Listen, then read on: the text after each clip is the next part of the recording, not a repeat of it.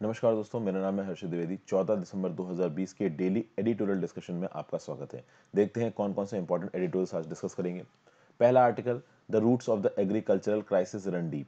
देखिए, हमको तो ये पता ही है कि सेंट्रल गवर्नमेंट और पंजाब हरियाणा के जो फार्मर्स हैं, इनके बीच में एक स्टैंड ऑफ सा चल रहा है। एक बहुत लंबी लड़ाई, एक जंग सी छिड़ी हुई है। इस जंग के बीच में ये जो ऑथर हैं जिन्होंने इस आर्टिकल को लिखा है, इनका क्या बोलना है। ये हैं हिमांशु जी, एसोसिएट प्रोफेसर हैं centre for economic planning and studies, centre for economic studies and planning के जवाहरलाल नेहरू यूनिवर्सिटी में। इनका क्या बोलना है कि देखिए, जो फार्मर्स के प्रॉब्लम है ना, वो पॉलिसी ऑब्जेक्टिव से और आप कह लीजिए इकोनॉमी ऑब्जेक्टिव से बहुत पुराने हैं। ये जो नए फार्म बिल्स लेके आए गए हैं, ये फार्म बिल्स फार्मर्स की प्रॉब्लम को सॉल्व करेंगे नहीं करेंगे, ये तो देखिए फ्यूचर बताएगा। लेकिन अगर आप फार्म बिल्स को विड्रॉ कर लेते हो, उसके बाद भी फार्मर्स की प्रॉब्लम सॉल्व होगी या नहीं होगी, इसकी कोई गारंटी नहीं है। तो फार्मर्स की प्रॉब्लम को बहुत खूबसूरत तरीके से आइडेंटिफाई किया है यहाँ पे ऑथर ने। तो इस आर्टिकल को देखेंगे।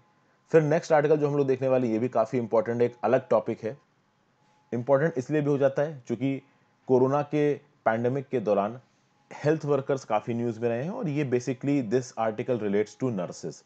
तो भाई, नर्सेस का आप कह सकते हैं जो नर्सिंग कोर्स है, आपको दिखते ही होंगे जब हॉस्पिटल्स में आप जाते हैं तो नर्सेस दिखते हैं। इंडिया से बहुत सारी नर्सेस बाहर के देशों में भी काम करने जाते हैं। तो नर्सिंग सेक्टर के सामने क्या क्या परेशानियां हैं, कैसे इसको सुधारा जा सकता है, अभी के हालात क्या हैं, इन सब चीजों के बारे में इस आर्टिकल में बात की गई है। इसे देखेंगे। फिर नेक्स्ट है ब्रेकिंग अप। देखिए, फेसबुक के against federal trade commission of USA, attorney general 46 US states के, डिस्ट्रिक्ट ऑफ कोलंबिया के, टेरिटरी ऑफ गुआम के, इन्होंने एक लॉ सूट फाइल किया है। एंट्री ट्रस्ट इन्वेस्टिगेशंस चालू किए हैं फेसबुक के अगेंस्ट। इस न्यूज को मैंने पहले भी कवर किया था। यहां पे एक बार फिर से देखते हैं कि एक्चुअली में फेसबुक ऐसा क्या कर रहा है जिसके चलते इतनी तगड़ी लीगल प्रोसीडिंग्स फेसबुक के अगेंस्ट चालू कर दी गई है। फेसबुक का एक और स्कैंडल में नाम आया था जिसका नाम था कैम्ब्रिज एनालिटिका। हालांकि कैम्ब्रिज एनालिटिका इतना बड़ा स्कैंडल नहीं था कि फेसबुक की एग्जिस्टेंस ही प्रॉब्लम में आ जाए। यहां पे एक बहुत बड़ा आप कह सकते हो, चूंकि देखिए 46 यूएस के स्टेट्स, ऊपर से यूएस की केंद्र सरकार पीछे पड़ गई है फेसबुक के, उसके बावजूद भी इतना आसान नहीं है फेसबुक को हटाना। फेसबुक की मार्केट कैपिटलाइजेशन इस समय पे $800 बिलियन पे है, और जो नेट रेवेन्यू था फेसबुक का लास्ट ईयर $70 बिलियन था। तो फेसबुक एक बहुत बड़ा फर्म है। ऐसा क्या कर रहा है फेसबुक जिसके चलते इतना बड़ा एंटी ट्रस्ट इन्वेस्टिगेशन चला दिया गया है, उसके बारे में बात करेंगे कुछ पॉइंट से।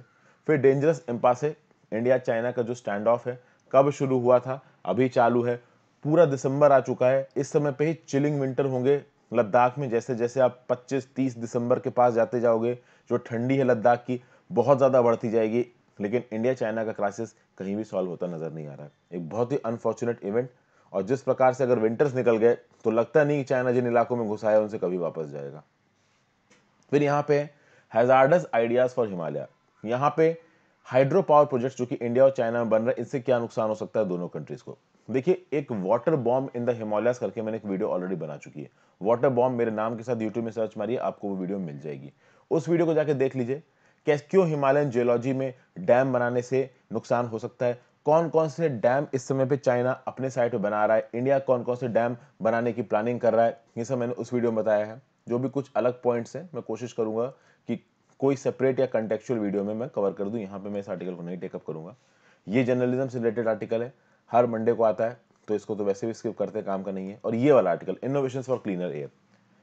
क्लीन एयर लाने के लिए इंडिया में क्या क्या किया गया है पहले, क्या क्या अभी के लिए किया जा रहा है, और क्या क्या आगे थोड़ा बहुत किया जा सकता है इंटरनेशनल प्रैक्टिसेस को ध्यान में रखते हुए, इसके बारे में इस आर्टिकल में बताया गया। देखिए, इस तरीके के जो आर्टिकल्स होते हैं ना, मुझे बहुत अच्छे लगते हैं, क्योंकि बिल्कुल ही शॉर्ट में आपको सारे वो प्रोग्राम्स थोड़ा थोड़ा करके बता देते हैं जो कि पहले हो चुके हैं, जो अभी हो रहे हैं, और जो आगे हो सकते हैं। तो एक तरीके का रिवीजन हो जाता है इन तरीके के आर्टिकलों से। तो ये था आज का कंप्लीट इंट्रोडक्शन दोस्तों। शुरुआत करते हैं पहले आर्टिकल से।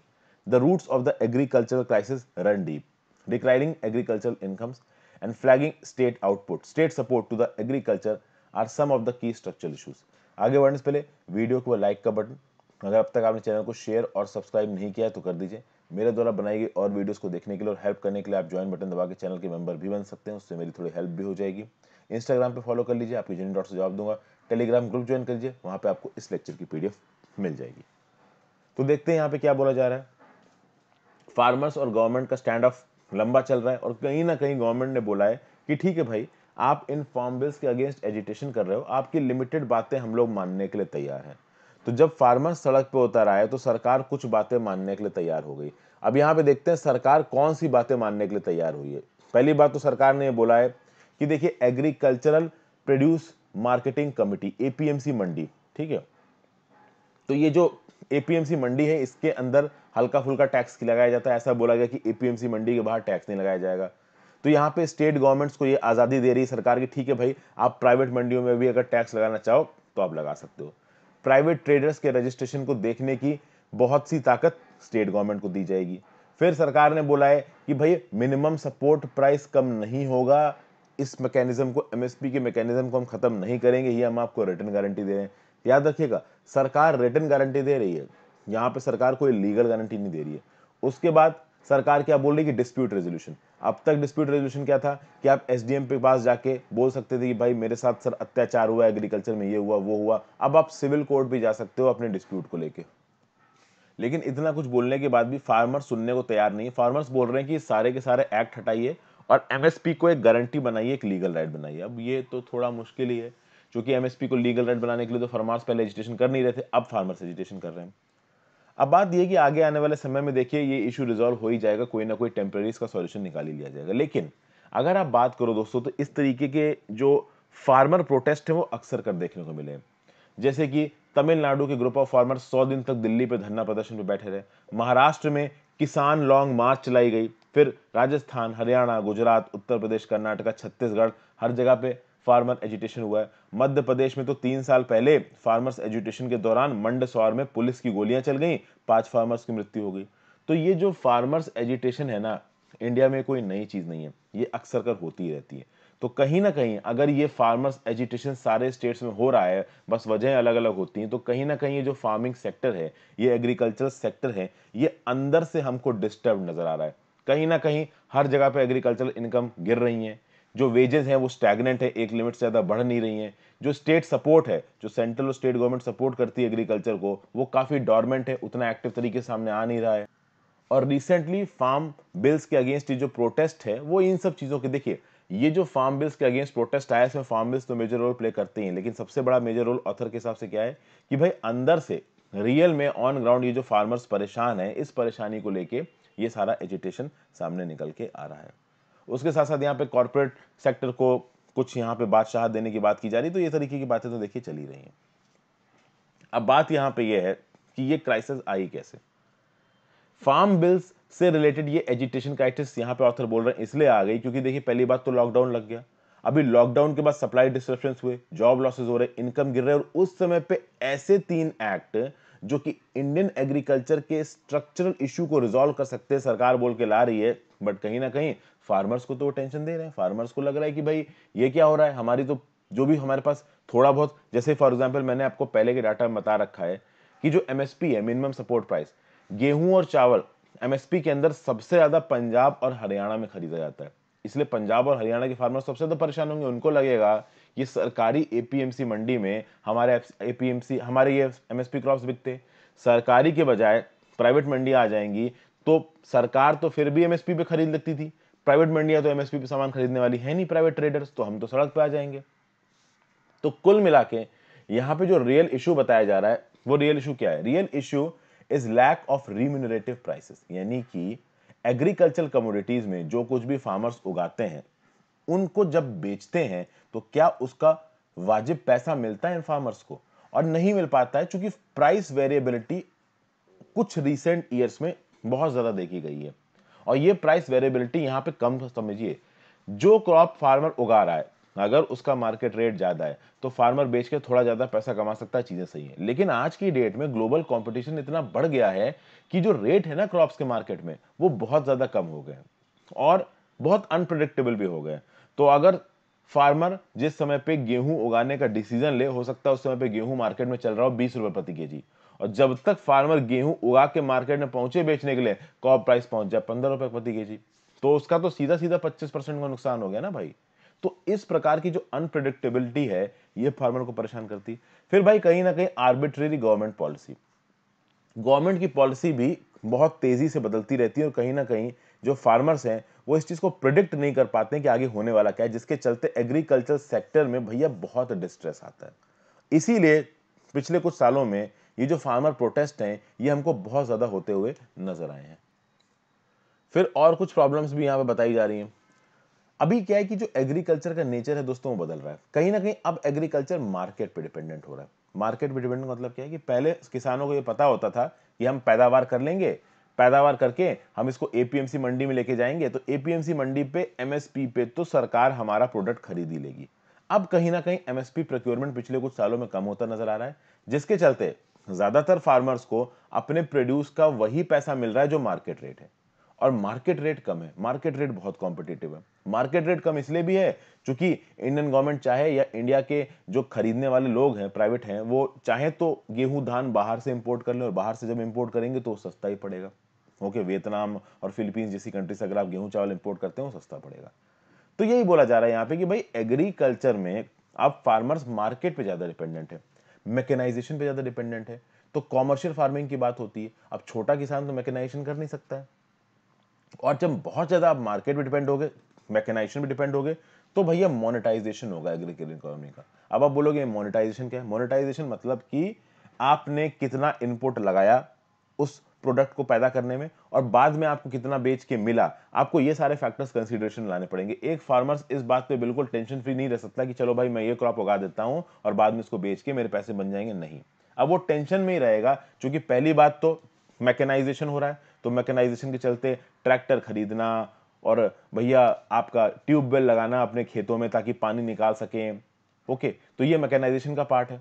इसमें होगा ये कि पैसा खत्म होगा, भाई इनपुट लगेगा, नई ये आपका drought resistant variety of crop seeds, उसके बाद pest resistant variety of seeds, इन सबको खरीदने में पैसा लगेगा। तो यहां पे मॉनेटरी एस्पेक्ट आ रहा है।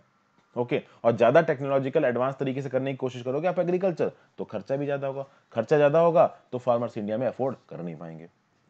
उसके साथ साथ प्राइस वेरिएबिलिटी तो है ही, तो मार्केट में एकदम से दाम कम हो जाए तो वो एक अलग टेंशन है। यहां पे चाहिए किसका इंटरवेंशन? यहां पे चाहिए गवर्नमेंट का इंटरवेंशन। तो गवर्नमेंट चाहे तो इंटरवीन करके फार्मर्स की इनकम को बना सकता है, प्राइसेस को स्टेबलाइज कर सकता है एमएसपी लेड प्रोक्योरमेंट ऑपरेशन से। लेकिन रिसेंटली कुछ ईयर्स में ये देखने को मिला है कि एमएसपी लेड ऑपरेशंस में सरकार थोड़ी कम इंटरेस्टेड रही है। ओके, तो प्राइस वेरिएबिलिटी भी ज्यादा है। एमएसपी में प्रोक्योरमेंट होगा या नहीं होगा इसकी भी कोई गारंटी नहीं, क्योंकि आप देखिए दोस्तों 20 से ज्यादा क्रॉप्स के लिए सरकार एमएसपी डिक्लेयर करती है, लेकिन मेनली जो एमएसपी का प्रोक्योरमेंट होता है वो गेहूं में होता है, चावल में होता है, कुछ हद तक मक्का में होता है, मेज में होता है, बट मेनली गेहूं चावल के लिए होता है। ओके, तो भैया MSP operations mainly they are limited to rice, wheat and to some extent pulses. बाकी जो एमएसपी क्रॉप्स हैं उनके लिए हमेशा प्रॉपर तरीके से एमएसपी प्रोक्योरमेंट हो, ये रीजन टू रीजन डिपेंड करता है। तो एक जगह की स्टेट गवर्नमेंट अगर चाहती है कि हाँ भाई हम प्रॉपर तरीके से एमएसपी प्रोक्योरमेंट करेंगे तो होता है, नहीं तो होना वही मुश्किल हो जाता है। और उसके ऊपर क्रॉप्स के दाम, फॉर एग्जाम्पल मैंने आपको बताया व्हीट की बात कर लीजिए, तो व्हीट के दामों का अगर आप इन्फ्लेशन देखो तो व्हीट के दामों का जो होलसेल प्राइस इंडेक्स है ना, वो जुलाई से लेके अब तक निगेटिव में जा रहे हैं। जुलाई, अगस्त, सितंबर, अक्टूबर लगातार जो व्हीट के दाम है वो गिरे हैं। अभी व्हीट के दाम गिरेंगे दोस्तों, तो यही व्हीट जब फार्मर्स जाके मार्केट में बेचेंगे, क्या उनको पैसा मिलेगा? ऑब्वियस सी बात है, उनको पैसा नहीं मिलेगा। पैसा नहीं मिलेगा तो काम कैसे चलेगा? समझ गए? तो यही लिखा हुआ है यहाँ पे, perfect example of this is wheat which has seen a steady decline in year-on-year inflation based on wholesale price index since July and is negative for the last month August, September, October। माने तीनों महीनों में जो wheat के दाम है वो नीचे की तरफ गए हैं। और अगर आप ईस्टर्न इंडिया के स्टेट्स की बात करो तो वहां पे जो एमएसपी का दाम है ना व्हीट का, उससे 20 से 40% नीचे एक्चुअली में व्हीट मार्केट में बिक रहा है। तो कहीं ना कहीं इतना कम दाम पे अगर व्हीट बाहर गिरेगा तो क्या भाई फार्मर्स को कुछ मिलने वाला है? ऑब्वियस सी बात है, कुछ नहीं मिलने वाला है। फिर with output prices continuing to show high variation with frequent spells of low prices, increasing mechanization and monetization have led to increase in cash requirement। Simple बात है भाई, ये तो मैंने आपको बता ही दिया। आउटपुट प्राइसेस में हाई वेरिएशन दिख रहा है, तो मार्केट में जिस बेसिस पे आप क्रॉप्स को बेच रहे हो वो कम है। मैकेनाइजेशन, ट्रैक्टर, सीड्स वगैरह खरीदने में आपका पैसा ज्यादा लग रहा है, तो ओवरऑल कैश रिक्वायरमेंट ज्यादा है, क्योंकि एग्रीकल्चर में इनपुट ज्यादा लग रहा है और आउटपुट कम आ रहा है। इसके चलते मिडिल मैन का रोल बहुत आ जाता है। तो अगर आपने मेरी एनसीईआरटी की वीडियोस देखी तो मैंने वहां पे आपको बता रखा है कि देश के अलग अलग भागों में जो गरीब किसान होता है वो ये मिडिल मैन से पैसा उधार पे ले लेता है और बाद में उसी मिडिल मैन को अपने क्रॉप को सस्ते दामों पे बेच देता है। और मान लीजिए कोई ड्रॉट हो गया या ज्यादा बारिश हो गई, क्रॉप तबाह हो गई तो उस केस में वो इंडेप्टेड हो जाता है उस मिडिलमैन को, और मिडिलमैन को बहुत हाई रेट पे वो इंटरेस्ट देता है। इसके चलते आगे आने वाले समय में फार्मिंग सेक्टर में कॉस्ट ऑफ कल्टीवेशन भी बढ़ने वाली है, जो फार्मर्स लोन डिफॉल्ट करते हैं ये भी बढ़ने वाले हैं, और जो डिमांड फॉर लोन वेयर्स है कि हर जगह पे हमारे लोन माफ कर दो, किसान बोलते हैं हमारे लोन माफ कर दो, वो भी आगे बढ़ने वाला है। ओके, तो ये सब बातें हैं, और कुछ ना कुछ ये चीजें 2010-11 में भी सामने आई थी जब न्यूट्रिएंट बेस्ड सब्सिडी स्कीम आई थी फर्टिलाइजर के लिए। ये क्या था? देखिए, पहले आपको पता होगा दोस्तों कि यूरिया फ्री में बांटा जाता था। यूरिया के ऊपर बहुत हैवी सब्सिडी थी सरकार की, और यूरिया ऑलमोस्ट फार्मर्स को बहुत कम दाम पे मिलता था। अब इससे 3-4 प्रॉब्लम्स थी। एक प्रॉब्लम तो यूरिया के साथ ये थी कि सॉइल का जो बैलेंस है वो बिगड़ जाता है। सॉइल के अंदर एनपीके, नाइट्रोजन, फास्फोरस और पोटेशियम का एक प्रॉपर एप्रोप्रिएट बैलेंस होना चाहिए। कोई एक चीज ज्यादा और कोई एक चीज कम, सॉइल का बैलेंस बिगड़ जाएगा। तो यूरिया के एक्सेसिव यूटिलाइजेशन से सॉइल का बैलेंस बिगड़ता था। फिर इंडिया में बना हुआ जो यूरिया था ना, वो पाकिस्तान चाइना में एक्सपोर्ट होने लगा। क्योंकि पाकिस्तान चाइना में यूरिया के रेट बहुत ज्यादा थे और इंडिया में कम थे, तो यूरिया देश के बाहर स्मगल होने लगा। तो सरकार ने बोला भाई ये नहीं चल पाएगा, न्यूट्रिएंट बेस्ड सब्सिडी, यानी कि फर्टिलाइजर रिजीम में न्यूट्रिएंट के हिसाब से हम सब्सिडी देंगे। मतलब किसी एक जगह पे पहले सॉइल प्रोफाइल को देखा जाएगा, उस सॉइल प्रोफाइल में जो न्यूट्रिएंट कम होगा उस न्यूट्रिएंट के हिसाब से हम आपको सब्सिडी दे देंगे। बट प्रॉब्लम यह है दोस्तों कि अगर आप फर्टिलाइजर्स की बात करो तो एक तो हो गया यूरिया, एक हो गया डाइअमोनियम फॉस्फेट, एक हो गया muriate of potash. Diammonium phosphate और म्यूरेट ऑफ पोटैश में उस लेवल की फर्टिलाइजर सब्सिडी अब तक नहीं दी गई है जिस लेवल पे यूरिया में दी जाती है, क्योंकि डाइअमोनियम फॉस्फेट और खासकर म्यूरेट ऑफ पोटैश का जो मैन्युफैक्चरिंग है वो इंडिया में कंपैरेटिवली कम है। हालांकि थोड़ा अलग हट गया, कोई एक टॉपिक शुरू हो जाता है तो मैं उसके अंदर घुसता ही चला जाता हूं, फिर उसमें डिले हो जाता है। चलिए आगे बात करते हैं। भाई डीजल सब्सिडी को विड्रॉ कर लिया गया। तो पहले जो पंप चला के पानी नीचे से निकालते थे डीजल से, अब डीजल पे इनको सब्सिडी नहीं मिल रही। इलेक्ट्रिसिटी प्राइसेस भी बढ़ रही हैं, इनपुट कॉस्ट बढ़ रही हैं, बाहर जो चीजें बेच रहे हैं वो घट रही हैं। ऊपर से आ गया पेंडेमिक, डिमोनेटाइजेशन, इसके चलते फार्मर्स की हालत बहुत ज्यादा हो गई दोस्तों खराब। इसीलिए जो करंट इंपासे है ना, ये एक जो पूरा का पूरा फ्लॉ, सिस्टमैटिक फ्लॉ चल रहा है एग्रीकल्चर सेक्टर में, उसकी वजह से, जिसके लिए पॉलिसी ओवरहॉल की जरूरत है। तो कल की डेट में फार्म बिल्स को सरकार अगर वापस भी खींच लेती है तो ज्यादा कुछ ऑन ग्राउंड होने वाला है नहीं। ये ऑथर यहां पे बोलने की कोशिश कर रहे हैं। तो ऑथर क्या कह रहे हैं? The agriculture sector needs comprehensive policy overhaul to recognise the new challenges of agriculture which is diversifying and getting integrated with the non agriculture sector. यानी कि आपको ओवरऑल पॉलिसी ओवरहॉल करना है। Farm bills overall policy overall नहीं कर रहे हैं, और कहीं ना कहीं एग्रीकल्चर सेक्टर को नॉन एग्रीकल्चर सेक्टर से जोड़ना, और कुछ इस तरीके से जोड़ना है कि फार्मर्स को लगे कि हाँ भाई उनके लिए कुछ हो रहा है, फार्मर्स धरना प्रदर्शन में ना बैठ जाए जैसे कि अभी बैठे हुए हैं। अब बात कर रहे हैं यहां पे a sector that needs to be nursed back to health. Nursing education in India suffers from poor quality of training, inequitable distribution and non standardised practices. देखिए भाई यहां पे क्या बोला जा रहा है, शुरुआत कैसे की जा रही है। तो देखिए जो 2020 साल था इसको बोला गया international year of the nurse and midwife. ठीक है भाई, मिडवाइफ मतलब कि जो लोकल लेवल पे वुमेन्स एजुकेशन और चिल्ड्रंस के, आप कह सकते हो कि डेवलपमेंट में मदद करती हैं। तो अगर आप नर्सेस की बात कर लीजिए, मिडवाइफ्स की बात कर लीजिए, तो इंडिया में यूनिवर्सल हेल्थ कवरेज को लाने के लिए कहीं ना कहीं इनका एक बहुत मेजर रोल है। और इंडिया की ओवरऑल हेल्थ वर्कफोर्स की बात करें तो जो नर्सिंग वर्कफोर्स है इंडिया की, this is approximately 2/3 of the India's overall work health force. कहीं ना कहीं इंडिया की ओवरऑल हेल्थ वर्कफोर्स कम है, उसमें से भी 66% ऑलमोस्ट 2/3 रिक्वायरमेंट को कौन पूरा करता है? तो नर्स पूरा करती हैं। अभी यहाँ पे नर्सेस को आप इस तरीके से मत समझिएगा कि जो नर्सेस हैं वो केवल फीमेल होती है, मेल्स भी होते हैं नर्सेस में। फिर आगे बात करते हैं, इंडिया में बात की जाए तो इंडिया में 1000 की आबादी पे 1.7 नर्सेज हैं। अगर आप WHO के नॉर्म की बात करो तो ये 1.7 नर्सेज पर 1000 का जो फिगर है ना, वो WHO के मिनिमम प्रिस्क्राइब नॉर्म से 43% कम है। और अगर WHO के प्रिस्क्राइब नॉर्म को पूरा करना है तो इंडिया को अप्रोक्सीमेटली 2.4 मिलियन नर्सेस और चाहिए। कहीं ना कहीं नर्सेस को आप कह सकते हैं ट्रेन करने में, नर्सेस अपना काम कर सके हॉस्पिटल में, उनके लिए लाइसेंसेस देना, इन सब चीज़ों में बहुत सी प्रॉब्लम है। जैसे कि नर्सेस की क्वालिटी ऑफ जो ट्रेनिंग है उसके ऊपर सवाल उठाए गए हैं। इनइक्विटेबल डिस्ट्रीब्यूशन, यानी कुछ इलाकों में जो नर्सेस की अवेलेबिलिटी ज़्यादा है, कुछ इलाकों में कम है। नॉन स्टैंडर्डाइज प्रैक्टिसेस, यानी मेडिकल कम्युनिटी में देखिए जब भी आप हेल्थ की बात करते हो, मेडिकल कम्युनिटी की बात करते हो, वहाँ पे एक स्टैंडर्ड सेट ऑफ प्रोसीजर होता है। उस स्टैंडर्ड सेट ऑफ प्रोसीजर्स को बहुत जगह पे फॉलो नहीं किया जाता है, तो ये भी एक बहुत बड़ा इशू है। और सबसे पहले देखते हैं कि भाई यहाँ पे अब हम लोग नर्सिंग सेक्टर के सामने क्या प्रॉब्लम्स हैं और उसको कैसे ठीक किया जा सकता है, इसको एक एक करके देखेंगे। पहली बात तो प्रॉब्लम हमारे यहाँ नर्सिंग सेक्टर में ये है, नर्सिंग एजुकेशन। नर्सिंग फील्ड में अगर किसी भी मान लीजिए लड़की को या लेडी को या किसी इंसान को घुसना, आदमी को घुसना हो, तो सर्टिफिकेट भी ले सकता है, डिप्लोमा भी ले सकता है, डिग्री प्रोग्राम भी ले सकता है। बहुत सारे अलग अलग क्लिनिकल रोल्स भी हैं नर्स के, नॉन क्लिनिकल रोल्स भी हैं। तो कुल मिला के कहीं ना कहीं नर्सिंग के लिए कोई एक कॉमन प्लेटफॉर्म नहीं है। सर्टिफिकेट के बेस पे भी कर सकते हैं, डिप्लोमा के बेस पे भी कर सकते हैं, डिग्री प्रोग्राम के बेस पे कर सकते हैं, ओके, क्लिनिकल और नॉन क्लिनिकल रोल्स में कर सकते हैं। रेगुलेट कौन करता है? तो अभी के लिए इंडियन नर्सिंग काउंसिल रेगुलेट करता है नर्सिंग एजुकेशन को। तो प्रिस्क्रिप्शन देना, इंस्पेक्शन करना, एग्जामिनेशन कराना, सर्टिफिकेशन कराना। बट ये नर्सिंग की हायरिंग फायरिंग का जो प्रोसेस है काफी कॉम्प्लेक्स है, बहुत सारे एवेन्यूज हैं अंदर एंट्री मारने के, इसीलिए इंडक्शन रिक्वायरमेंट्स भी काफी अलग अलग हैं।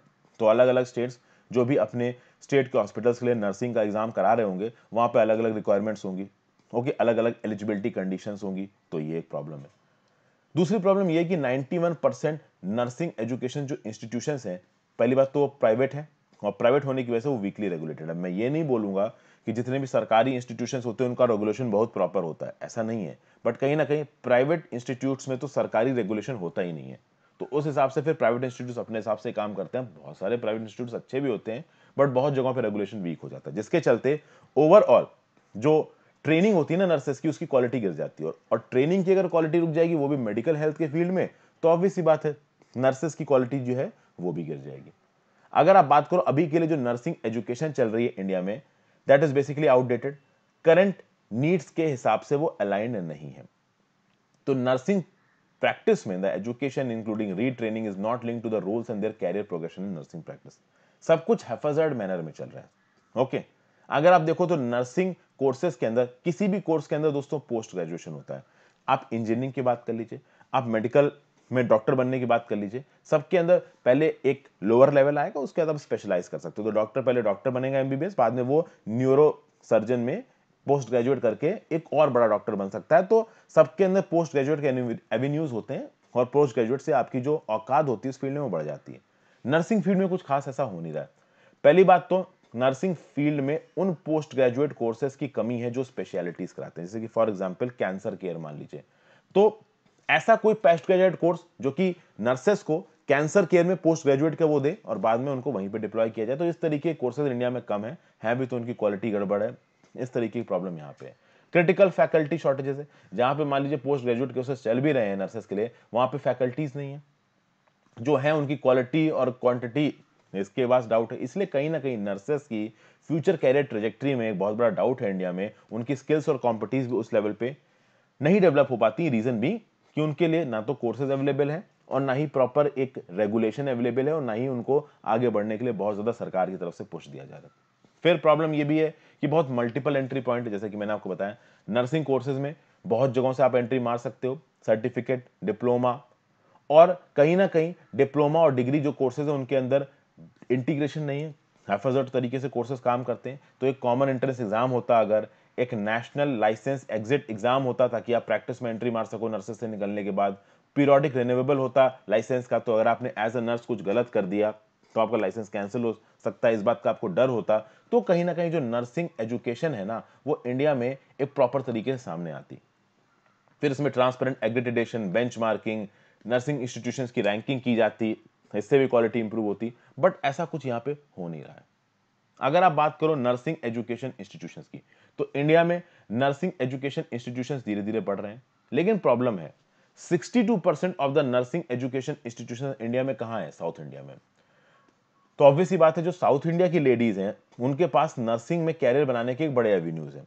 नॉर्थ इंडिया में जो लेडीज होंगी, अगर उनको नर्सिंग में कैरियर बनाना है तो कहीं ना कहीं उनको साउथ इंडिया के इंस्टीट्यूशंस में जाके पढ़ना पड़ेगा। तो फर्स्ट ऑफ ऑल जो नर्सिंग इंस्टीट्यूशंस हैं वो इवनली एरिया वाइज डिस्ट्रीब्यूटेड नहीं है, ये तो पहली चीज हो गई। उसके बाद कहीं ना कहीं जो स्पेशलिटी कोर्सेज होते हैं, जो पोस्ट ग्रेजुएट कोर्सेज होते हैं, उनकी डिमांड उतनी नहीं है। अगर आप देखिए तो 12 पोस्ट ग्रेजुएट डिप्लोमा कोर्सेज चलाए गए थे, लेकिन इन 12 पोस्ट ग्रेजुएट डिप्लोमा कोर्सेज में ज्यादा लोगों के एडमिशन ही नहीं हुए, क्योंकि पहली बात तो 12 पोस्ट ग्रेजुएट डिप्लोमा कोर्सेज में एडमिशन के लिए जो एजुकेशनल क्वालिफिकेशन रखा गया वो हाई रखा गया, तो बहुत सारे लोग उसमें एलिजिबल ही नहीं हुए, तो आए ही नहीं। समझ गए? तो उसके चलते यहां पे सरकार को और रिक्रूटर्स को इन सब चीजों को ये देखने की जरूरत है कि भाई अगर आप post graduate courses nursing field में चला रहे हो, तो उनकी रिसेप्टिविटी भी आपको एट द सेम टाइम ज्यादा रखनी है। क्योंकि अगर आप नर्सिंग स्कूल्स और कॉलेजेस की बात करेंगे तो जो फैकल्टी पोजीशन है ना, जो पढ़ाते हैं वहां पे, नर्सिंग कॉलेजेस में 86% फैकल्टीज मिसिंग है, नर्सिंग स्कूल्स में 80% फैकल्टीज मिसिंग है। तो जब फैकल्टी ही नहीं है, आप प्रॉपर तरीके से मैनेजमेंट ही नहीं कर रहे हो अपने नर्सिंग स्कूल्स का, और आपने पोस्ट ग्रेजुएट प्रोग्राम्स के लिए जो एंट्री क्राइटेरिया उसको इतना स्ट्रिक्ट कर रखा है, तो एक वाइडर रिसेप्टेबिलिटी हो ही नहीं पाएगी यहाँ पे। फिर नर्सिंग फील्ड में एक और प्रॉब्लम है। मान लीजिए कोई एक एम्बिशियस नर्स है, वो पोस्ट ग्रेजुएशन कोर्स करके अपनी काबिलियत के दम पे, ठीक है, पोस्ट ग्रेजुएशन करके अपने अंदर कुछ स्पेशल सेट ऑफ स्किल्स लेके आते हैं, तो कहीं ना कहीं फिर वो अपने स्किल्स को यूटिलाइज करने के लिए नौकरियां ढूंढेंगे, तो वो अच्छी पे एक्सपेक्ट करेंगे, ठीक है, कहीं ना कहीं प्रमोशन एक्सपेक्ट करेंगे। बिल्कुल भाई, जो काबिल इंसान है वो अपने लिए प्रमोशन तो देखेगा ही देखेगा, लेकिन इंडिया में वो मिलता नहीं है। तो ऐसा होता है कि बहुत सारी जो नर्सेज हैं वो इंडिया छोड़ के बाहर के देशों में चले जाती हैं, क्योंकि बाहर के देशों में उनके स्किल्स की, उनकी काबिलियत की, उनकी टैलेंट की वैल्यू होती है, इंडिया में होती नहीं है। तो इस ट्रेंड को रोकने की जरूरत है कि भैया लेडीज जो भी नर्सेज हैं वो पढ़ लिखने के बाद, नर्स बनने के बाद इंडिया में अपॉर्चुनिटी की ना होने की वजह से देश के बाहर चले जाए, ये भी सही नहीं है। उसके बाद अगर आप देखें तो जो नर्सिंग प्रैक्टिस है वो इंडिया में काफी हद तक अनरेगुलेटेड है। तो यहां पे क्या बोला गया, Indian nursing act primarily revolves around nursing education and does not provide any policy guidelines about roles and responsibilities of nurses in various cadres. यानी अलग अलग जगह पे जब भी एक पेशेंट की रिस्पांसिबिलिटी की बात आती है तो डॉक्टर को रिस्पांसिबल ठहराया जाता है, नर्सेस को किस हद तक रिस्पांसिबल ठहराया जाए, इसकी एक प्रॉपर गाइडलाइन और पॉलिसी गाइडलाइन और रेगुलेटरी आर्किटेक्चर भी यहां पे सेटअप करने की जरूरत है। क्योंकि अगर आप देश के द कंज्यूमर प्रोटेक्शन एक्ट की बात करो, तो consumer protection act it protects the rights and safety of patients as consumers and it holds only the doctor and the hospital liable for medico legal issues. यानी अगर hospital में किसी patient के साथ कुछ गलत हो जाता है तो यहाँ पे लीगल लायबिलिटी या तो हॉस्पिटल की होगी या डॉक्टर की होगी, नर्सेस की लायबिलिटी नहीं आती कंज्यूमर प्रोटेक्शन एक्ट में। कहीं ना कहीं अगर आप डेवलप्ड कंट्रीज में चले जाएंगे तो वहां पे अगर नर्सेज ने कुछ गलती की है तो they are legally liable for their work. Nurses का बहुत इंपॉर्टेंट रोल होता है भाई। एक पेशेंट का मान लीजिए ऑपरेशन हुआ तो वो डॉक्टर करेगा, लेकिन कहीं ना कहीं वो पेशेंट एडमिट है तो वहां पे हर थोड़ी थोड़ी देर पे नर्सेज आके दवाइयां देती हैं, इंजेक्शंस देती हैं। ओके, तो कहीं ना कहीं अगर किसी ने गलत इंजेक्शन दे दिया तो प्रॉब्लम हो जाएगी भाई। ओके, तो नर्सेस भी अपने वर्क के लिए लीगल लायबल हो, ये चीज हमें कंज्यूमर प्रोटेक्शन एक्ट के अंदर लाई जानी चाहिए, क्योंकि डेवलप्ड जो कंट्रीज हैं, बाहर के जो देश है, वहां पे नर्सेज लीगली लायबल होती हैं। ओके, तो यहां पे कुछ बातें बताई जा रही हैं। बेसिक इंस्टीट्यूशनल रिफॉर्म्स चाहिए नर्सिंग एजुकेशन को अच्छा करने के लिए। तो पहला क्या है, the governance of nursing education and practice must be clarified and made current. ठीक है, the Indian nursing council act of 1947 must be amended to explicitly state clear norms of service in patient care, fix the nurse to patient ratio, staffing norms and salaries. The jurisdiction of Indian Nursing Council and State Nursing Council must be explained and coordinated so that they are synergistic। क्या बोला जा रहा है यहाँ पे, पहली बात तो नर्सिंग एजुकेशन को स्टैंडर्डाइज करिए, नर्सिंग नर्सेस की क्या रिस्पॉन्सिबिलिटी है इसको फिक्स करिए, nurse to patient ratio India में क्या होगा इसको फिक्स करिए, किस प्रकार से नर्सेस काम करेंगे इसको फिक्स करिए। इंडियन नर्सिंग काउंसिल जो कि सेंट्रल लेवल पे काम करता है, स्टेट नर्सिंग काउंसिल जो कि स्टेट लेवल पे काम करता है, इन दोनों के काम एक दूसरे के साथ कॉन्ट्रोडिक्ट ना हो, जबकि एक दूसरे को कॉम्प्लीमेंट करें। इस चीज को करना, सिनर्जाइज करना बहुत जरूरी है। तो इन सब चीजों के ऊपर कुछ प्रॉपर नॉर्म्स लेके आ पाना, दिस इज मैंडेटरी। पहली बात तो ये बोली जा रही है। दूसरी बात, ये जो एक्सोडस है नर्सेस का, कि नर्सेस देश छोड़ के बाहर के देशों में जाके काम कर रही हैं, इसको रोकना बहुत जरूरी है। देखिए, बड़ी मुश्किल से इंडिया में ट्रेनिंग करके एक नर्स को बनाया जाता है। Nurse profession is not an easy profession. हो सकता है कुछ लोगों को लगे कि this is very easy profession, but is not at all a easy profession. तो ऐसे केसेस में अगर बड़ी मुश्किल से कोई नर्स बन रहा है तो उसको इंडिया में रोकना जरूरी, ताकि उसके टैलेंट को इंडिया में इस्तेमाल किया जा सके। ठीक है भाई, तो ये सब बातें यहाँ पे इस आर्टिकल में बताई गई हैं। काफी कुछ चीजें मैंने आपको समझाई, आपको आई होप समझ में आई हो। नेक्स्ट बात करते हैं breaking up. While not throttling innovation, regulators must keep the spirit of competition alive।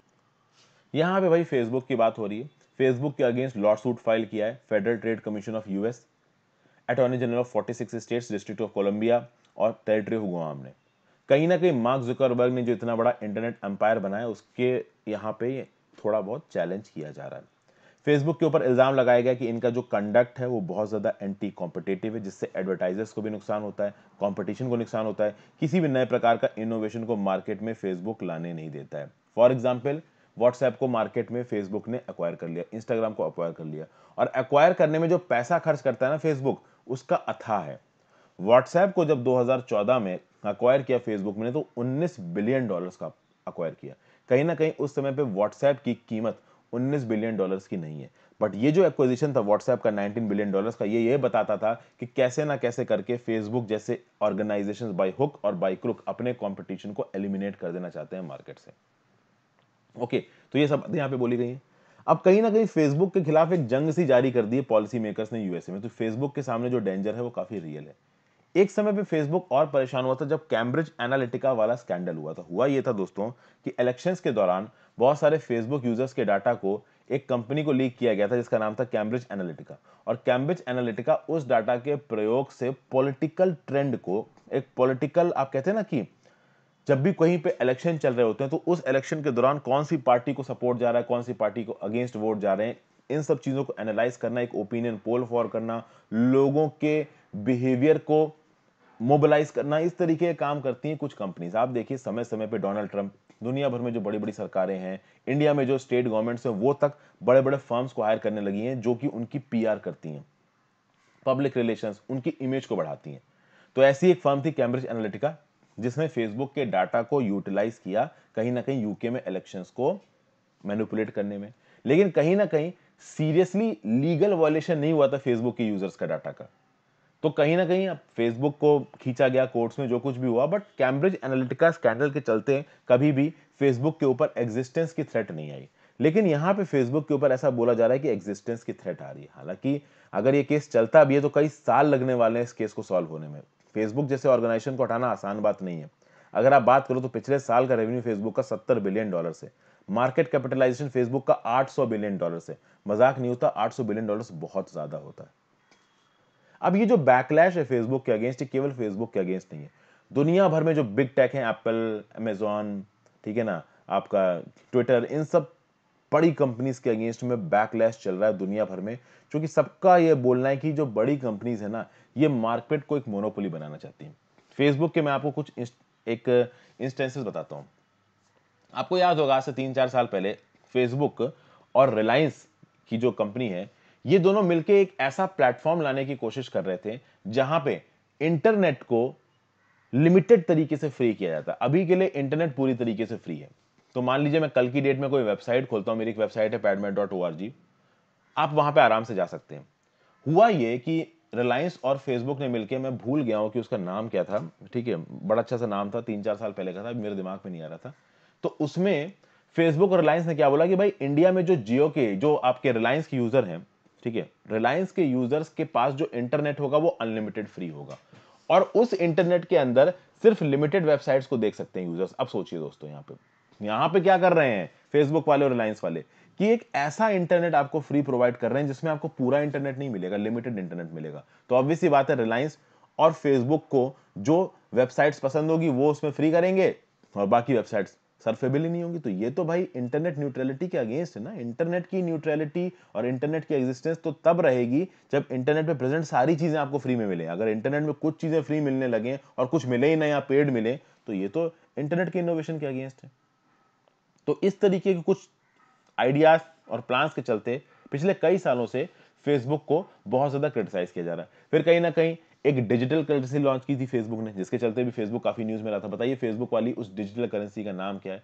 तो इसके चलते बिग डाटा के रिप्रेजेंटेटिव की तरह फेसबुक के पीछे पड़े हुए हैं। अभी देखते हैं कि इस लॉ सूट से फेसबुक के अगेंस्ट क्या होने वाला है। अगले आर्टिकल पे चलते हैं। Dangerous impasse, peace on the border is important for all aspects of India relations with China. देखिए बॉर्डर पे हालात बहुत खराब हैं। आज मैं जब ये वीडियो रिकॉर्ड कर रहा हूँ 14 दिसंबर हो चुका है, लद्दाख में ठंडी बहुत ज़्यादा बढ़ चुकी है और कहीं ना कहीं जो स्टैंड ऑफ चल रहा है इंडियन और चाइनीज आर्मी का वो कहीं भी खत्म नहीं हुआ। और यहाँ पे ओपनली एक्सटर्नल अफेयर्स मिनिस्टर ने बोला है कि इंडिया और चाइना के रिलेशन का मोस्ट डिफिकल्ट फेज है ये पिछले 30 से 40 सालों में। और ये ओपनली बोल दिया जयशंकर साहब ने। पहली बात तो क्या होता है ना कि इंडिया की तरफ से कोई भी स्टेटमेंट ओपनली नहीं आता है चाइना के अगेंस्ट, लेकिन जब ये स्टेटमेंट ओपनली आया तो चाइना ने पलट के क्या बोला कि नहीं भाई हमने तो कुछ नहीं किया, ये सारा का सारा डिस्टर्बेंस इंडिया का किया हुआ है। जबकि हजारों की तादाद में पहले सोल्जर्स कौन लेके आया था एलएसी पे? चाइना लेके आया था। तो उसके बाद ऑब्वियसली बात है इंडिया भी लेके जाएगा। गलवान वैली के इंसिडेंट से पहले तक तो इंडियन गवर्नमेंट थोड़ी शांत थी, प्रॉपर तरीके से चीजें करने की कोशिश करी। जब हमारे 20 जवान शहीद हुए तो गवर्नमेंट की आंखें खुली कि भैया लोग पागल हो जाएंगे, तब थोड़ी बहुत पिक्चर लोगों के सामने यहाँ पे आनी शुरू हो रही है। तो अब देखते हैं क्या इम्पास निकल के आता है। वैसे तो लग नहीं रहा है कि ये क्राइसिस जल्दी सॉल्व होने वाली है, कोई चांसेस नहीं जल्दी सॉल्व होने के, कहीं ना कहीं रिलेशंस बहुत ज़्यादा गंदे चल रहे हैं, लेकिन इंडिया के पास ज़्यादा ऑप्शंस देखे हैं नहीं।